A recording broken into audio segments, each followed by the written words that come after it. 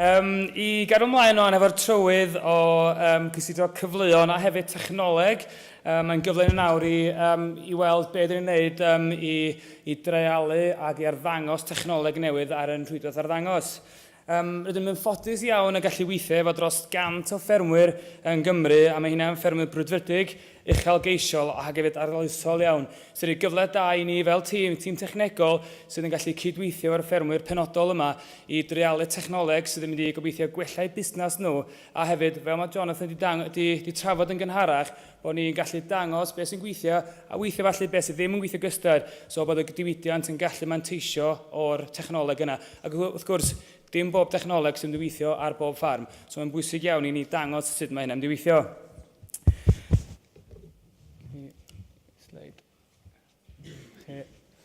So, mae'n bwysig hefyd, hanfodol bwysig, bod ni'n cyfathrebu y negeseuon o'r ffermydd yma.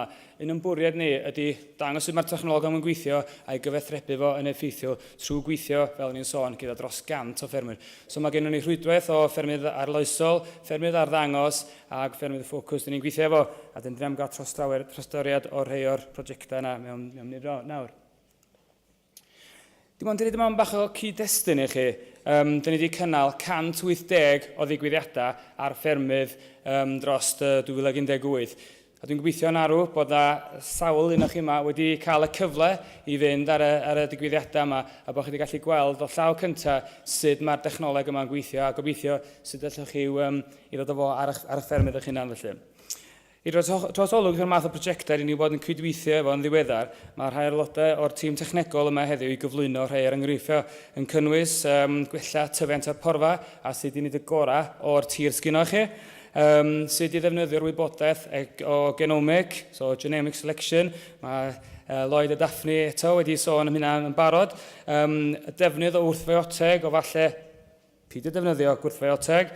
Hefyd, dyn ni yn trafod opsiynau coedwigaeth a sut i fanteisio o'r adnoddau yn ar eich fferm, ac hefyd dyn ni'n cysidro opsiynau o ochr garddwriaeth.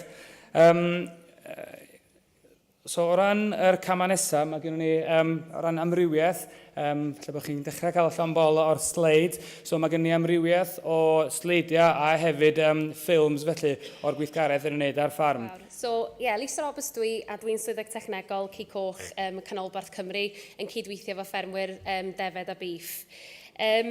Felly, un o'n ffermydd dwi'n cydweithio efo ydy Rhyw Griafol, ger Machynlleth, fo'r Hydian Glyn, ac mae Rhyw Griafol yn ffarm 530 o erwe, a chydig dros hanner o'r erwe hynny yn dir mynyddig heb ei wella. Mae'r ffarm yni yn mynd o 800 troedfedd i tua 500 uwch ben lefel y môr i roi syniad i chi o'r ffarm hynny.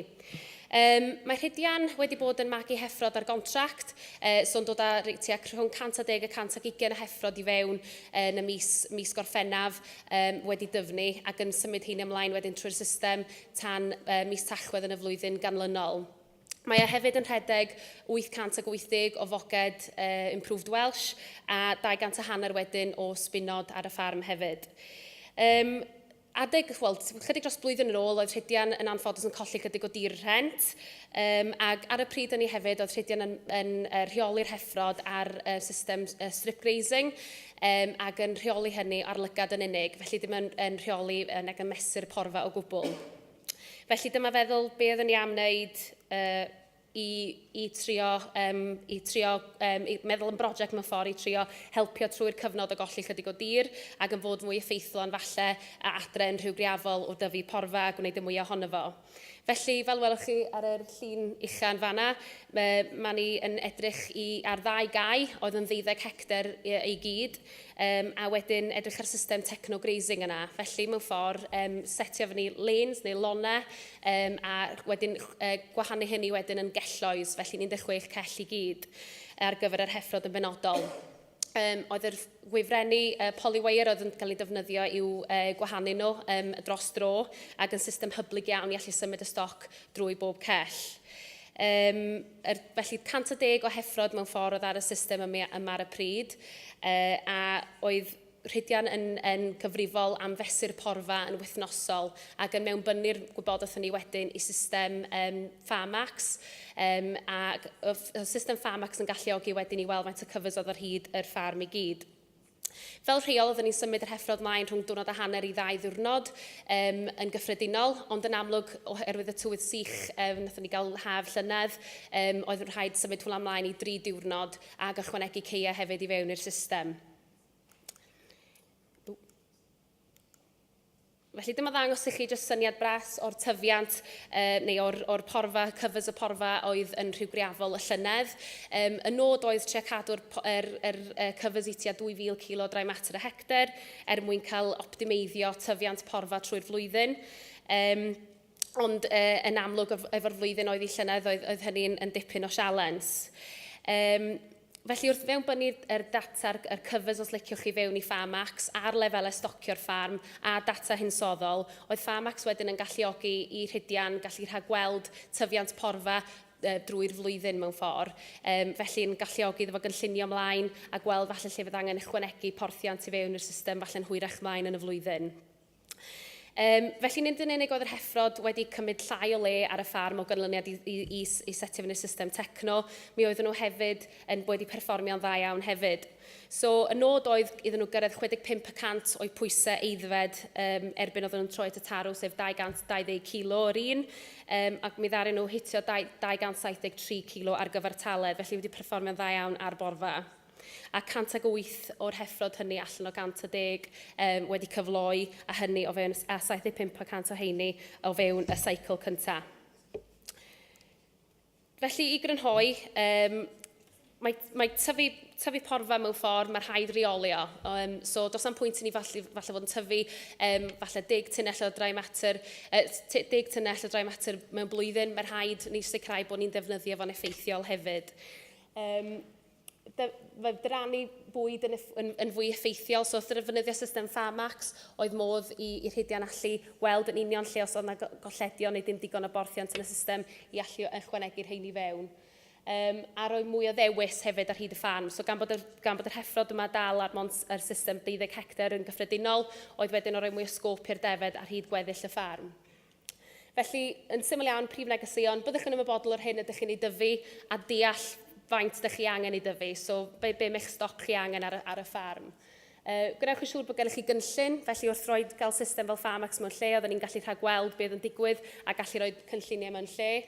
A buddsoddiad fel hyn, yn rhyw griafol oedden ni'n gallu gweld bod hynny'n gallu dal i nôl o fewn 12 mis, felly mwyn edrych fel lot o buddsoddiad ar y dechrau, ond mae o'n talu ffordd. Ac mae modd hefyd dechrau'n syml, felly yn amlwg oedd hwn yn system eitha eang, ond mae modd dechrau'n syml iawn. Os ydych stoc chi methu pori'r cae yn sydd penodol hynny o fewn llai neu wythnos, llwch chi wneud rhywbeth mor syml a hanneru'r cae hynny, a mae hynna'n ddechreuad i reoli porfa. Felly, fel dyn ni'n mynd ymlaen, dwi'n meddwl bod wneud pethau bach fel mesur porfa a bod chydig bach mwy effeithlon, falle mynd i fod yn creu newid mawr i ni fel system. Diolch yn fawr. Good afternoon. Yes, I'm Rhys Davies. I'm Dairy Technical Officer in North Wales. I've been working with Aled Morris and Marianne Mawr on a project to do with genomics.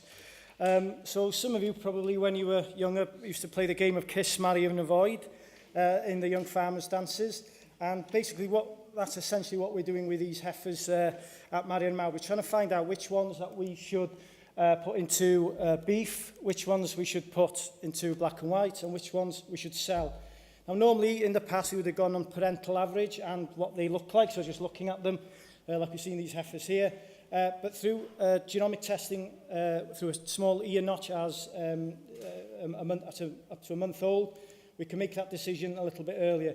And quickly, in Marianne Mawr, these two heifers here, and these two are probably my favourite heifers of the original 16 that were genotype 3292 and 3328. They were the two highest GPLI, or genomic profitable lifetime index heifers, tested as calves. So that's their actual PLI when they were a month old back in May 2016. So that's when the decision would be made whether to keep them, sell them, put them to black and white or whatever. So they're both very functional cows. They were classified only a couple of weeks back. And as Lloyd says, classification isn't everything. They weren't the VG89s, VG88. They scored moderately, but they were perfectly balanced, cows with good attachments, tracked well on their legs and feet, and heifers that will last in the herd a long time. These are the ones now that are coming to, the first ones that were tested as calves, they're coming to the end of the lactation, their first lactation, and as you can see, it does mirror. They've got considerably good levels of protein, low cell counts, and decent production in the number of days that they've been milking. What we also did on some of the traits was to correlate their actual production values with the genomic prediction back when they were calves. So I think what tends to happen, and Lloyd might be able to confer as well, but the most heritable traits are the ones that actually turn out what we predicted to be. So here we have a line of the 15 heifers that were calved down first, and how we've got enough information. So you see at the bottom we've got their average lactation protein percentage milk test, and on the vertical axis we've got their GPTA, so what we predicted to give. And we see a really, for only a small number of heifers, really, we see a good trend. So if you compare those two heifers financially, if you want to put a value on them, one of the heifers was 394 PLI, the other one was 313, so a difference of £81 of profitability. So over the lifetime, if you had a herd full of 3328s against a herd of 3292s, over the lifetime of 100 of them, you would see a profit gain of over £8,000. So quite considerable when you multiply those numbers up.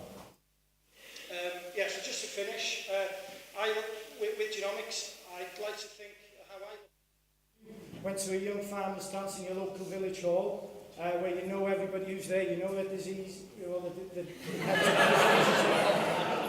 you know what inheritance you're likely to give. The smaller the cohort and the more you measure, you probably don't need to use genomics as much as maybe a larger herd like Aled and Marion Mawr, who knows 500 cows, or he doesn't know the heifers. So to him, it's like going to a nightclub in Birmingham, where he doesn't know anybody there, he doesn't know where they've come from, how much money they earn, what diseases they've got in the family, so he needs something extra.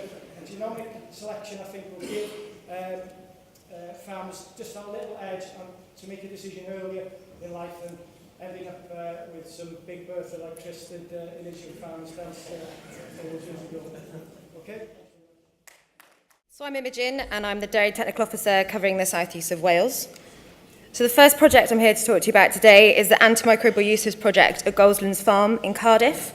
So here we use the Nottingham University's and AHDB's AMU calculator to calculate the usage over the last 10 years. So the last year's usage was 10.89 milligrams per correction unit. So compared to the national average, this is very low. So also then we had a look at the critically important usage, and in that year it was 0.1 milligrams per correction unit, and that had dropped from the previous year at 0.3. So although this is still low, there are still areas such as injectables, as you can see on the graph, that can be more efficient and more targeted. So the key message from this project was not to stop using antibiotics, but to avoid the need to use them. So here on this farm we improved parlour routine, cleanliness and biosecurity. So prevention is better than cure.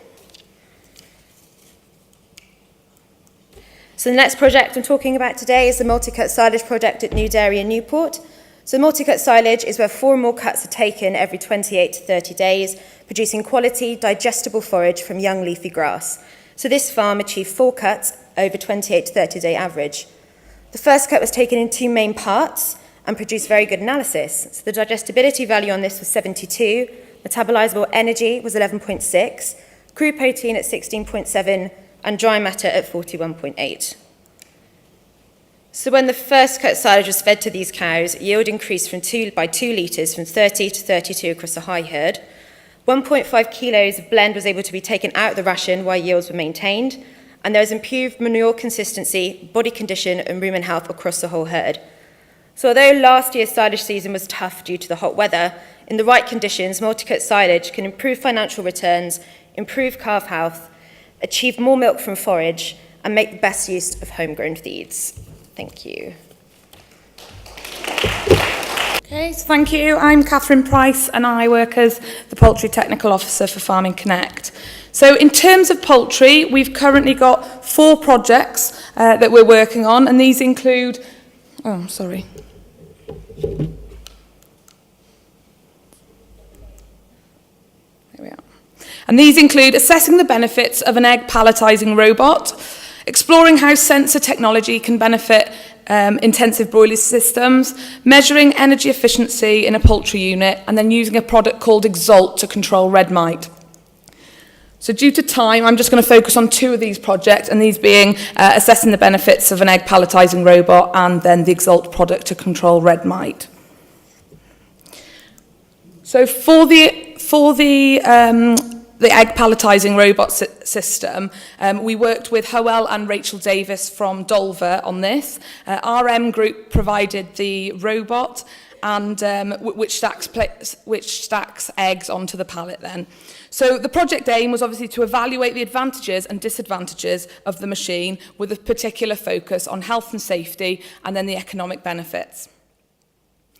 So the results, we found that there was 3 key outcomes, and these were all around time saving, health and safety, and then a reduction in labour and therefore cost savings. So for time, as the machine was automated, it obviously saved the farmer time who could focus more on the birds. We also found that staff health and welfare was improved, so they were lifting less heavy objects in awkward positions. And a stack of eggs is made up of 6 trays of 30, so you're talking about roughly 12 to 12.5 kilos every time. So they are quite heavy to be moving, and you're putting 12 onto a layer every time. So they are quite heavy objects, and obviously you're lifting them in awkward positions.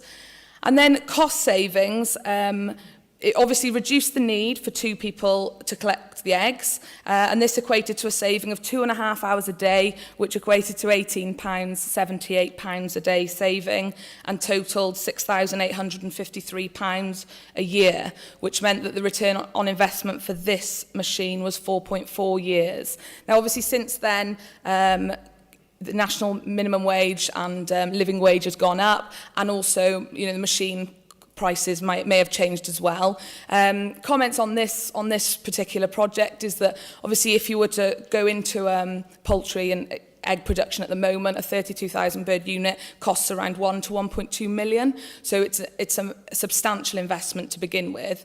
And this type of robot is around 30,000 to buy. So although in the grand scheme of things it doesn't seem a massive cost, it is. And with the market the way it is with egg reductions, it's maybe something that people might not necessarily put in straight away, but for a shed that's maybe paid itself off, or has repaid the majority of its borrowings off, it might be a good option for a farmer as well. So the other project that I'm going to talk to you about is using a product called Exalt to control red mite. So just to set the scene and sort of give you some context, red mite is a problematic blood-feeding parasite, and the mite can suck up to 5% of a hen's blood in one night. And obviously this has a major impact on flock welfare and production. And it's thought that 80 to 90% of the UK commercial egg production systems are affected by it. So obviously this stat would be the same for the Welsh flock. So it's a big problem for the industry. So what about the product? It's a parasiticide, and it gives protection against the red mite. It's administered in the drinking water, so it's an oral treatment. And it's been on the market for quite a while, but last year it became quite a hot topic in the industry. The only downside of it is quite expensive, but we were lucky that Oshan, who we're working with on this project, he wanted to trial the product anyway, and we worked with him to look at it. So the project aim here was to measure the effectiveness of the project. So for this project, we were working with, like I said, Oshan from the Wern in the Foyle, and then Dave Hodgson also supported us on it from Rosehill Agricultural Trading. The project was administered in May and October last year, and myself and Dave went out early December last year to set the first red mite traps. So the traps are then collected and tested a week later. So Oshan does this, sends them off to Dave, and Dave sends me the results. So that's repeated monthly until red mite activity is detected. So far we haven't seen any red mites, which is a good thing, and obviously we wouldn't expect to, but we're sort of forecasting that the project will give roughly 5 to 6 months protection from the last administration. So we're thinking that the project will come to an end April time. Yeah, but we will see, obviously. And then the final thing from me, just before I go, is that I'm always looking to start new projects. So if anyone has any projects, ideas, or would like to take part in a project, then please let me know. And then we're also arranging a pig and poultry event on Thursday, the 13th of June, in Welshpool Livestock Market. It's shaping up quite well, so I'd encourage as many pig and poultry farmers to register for that when it comes out, and obviously we can talk more about the projects we're doing and look more into the pig and poultry industry then. Okie doke, thank you.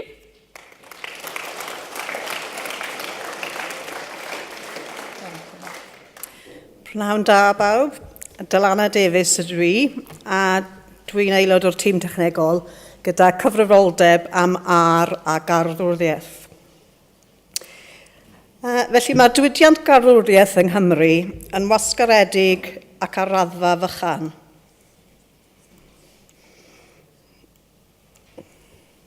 No. Na ni. Ond hyn, mae yna ddigon o gyfle i sefydlu menter newydd ar y cyd gyda'r patrwm arferol y ffermio, i'ch galluogi chi i greu incwm ychwanegol. Mae yna alw mawr am y cyfle i ymweld â sefleoedd fferm i gael profi cefn gwlad ar awyr agored. Fferm debyg yw Square Farm ger Trefynwy, lle mae'r teulu Whittle yn rhedeg fferm gymysg draddodiadol, ond erbyn heddiw yn tyfu tua 15 erw o lysiau. Mae ganddyn siop ar y fferm, maent yn mynychu marchnadoedd ffermwyr, ac hefyd yn cyflenwi cynllun bocsys o lysiau'n wythnosol i gartrefi. Gyda ffermio organig, un o'r prif sialensau wrth dyfu llysiau yw delio gyda chwyn, ac bu sefydlwyd prosiect o dan gwyliadwraeth Chris Creed, arbenigwr garwriaeth EDAS. Cafwyd naddion coed a byddai fel arfer yn wastraff o glirio goed man wrth dorw'r coed lleol. Dosbarthwyd y naddion ar 2 wahanol fath o gnwd llyseol yng nghanol mis Awst, yn fuan ar ôl eu trawsblannu allan yn y cae. Roedd y cnwd cyntaf, sef Celeriac, wedi dewis fel un gwael i gystadlu gyda chwyn. Ar ail gnwd, brocoli piws, i ddysgwyl yn digymod yn well drwy sefyll yn dalach o'r tir. Sefydlwyd 5 llain o naddion am yn ail a thir heb naddion bob 5 medr ar hyd y rhes o lysiau. Gwnaethpwyd arsylwadau ar 2 elfen ar 2 wahanol achlysur. Yn gyntaf, y canran o'r tir oedd wedi orchuddio gan chwyn. Yn ail, y rhywogaethau o chwyn oedd yn bresennol. A trydydd, ffyniant y cnwd. Ar ôl 2 fis, roedd hi'n amlwg fod y naddion wedi gweithio i leihau yr ymlediad o chwyn ar draws yr esu. Yn y llun ar yr ochr chwith yma, mae llain heb naddion yn y blaendir, gyda llain a naddion tu ôl, lle mae'n amlwg yn ymddangos fod yna llai o chwyn.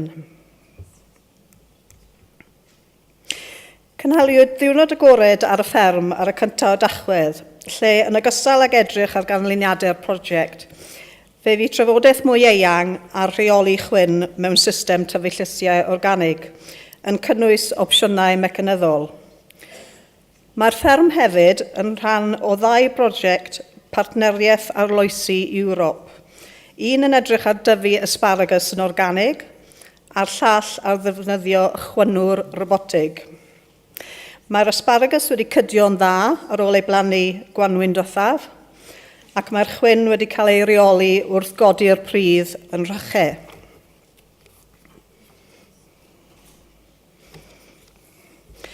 Dysgwyd beth bynnag fod y chwynwr robotig a ddaeth o ddwyrain Lloegr yn gweithio'n well ar dir gwastad gyda phlanhigion oedd wedi gosod gyda manylrwydd cywir, ac fod angen meddwl eto ar lethrau Sir Fynwy.